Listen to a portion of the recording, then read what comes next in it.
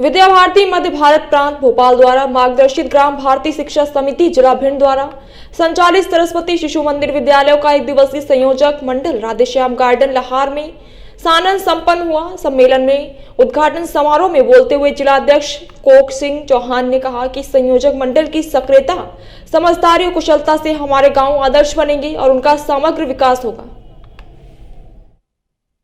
जी नहीं सकता। अब इन सब समस्याओं के पीछे हमारे काम भी, हम जाते हैं तो शासन के काम भी नहीं हो रहे हमारे, उसमें भी हमको रिश्वत, भ्रष्टाचार, पैसा देना पड़ता है। आखिर इन सब समस्याओं की जड़ कहां है? जो मेरे सोचने में आता है कि इसके लिए अगर हम, जैसे इतने लोग यहां पर बैठे हुए हैं मेरे भाई बंधु, अगर इसमें से आधे लोग भी ईमानदारी से चिंता करना शुरू कर दें तो कम से कम मैं मानता हूं अपने इस लहार विधानसभा की समस्या, इन सभी समस्याओं से निजात मिल जाएगी। इस बात का मैं आपको बड़ी अच्छी तरीके से विश्वास दिलाता हूं। अब इसमें योगदान क्या है विद्या भारती का? हम लोग विद्या भारती के कार्यक्रम में तो आए और कार्यक्रम को हमने सुना और इसके बाद हम चले जाएंगे।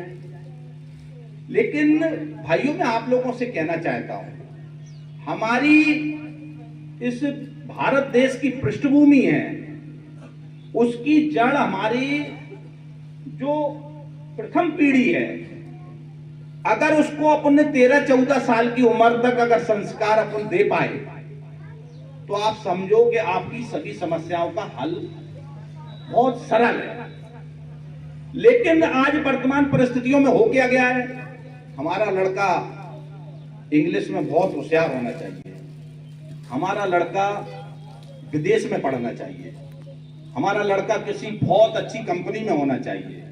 उसके कारण हो क्या रहा है, आज माता पिता घर पे अपना बुजुर्ग का जीवन कैसे व्यतीत कर रहे हैं। आज अपने बच्चे से पिता को कहने में बड़ा संकोच होता है कि हम पिता अपने पुत्र से कहें, ऐसा ना हो वो लौट के हमको जवाब दे दे। तो स्वाभिमान के कारण वो बुजुर्ग अपने पुत्र से कुछ कहने की स्थिति में नहीं है। आज अगर घर पे मेहमान आता है तो आज हम अपने अंदर घर में बहू से कहने की हिम्मत नहीं जुटा पाते कि भाई चाय भिजवा दो। इन सब परिस्थितियों का कारण क्या है? परिस्थितियों का कारण है संस्कार।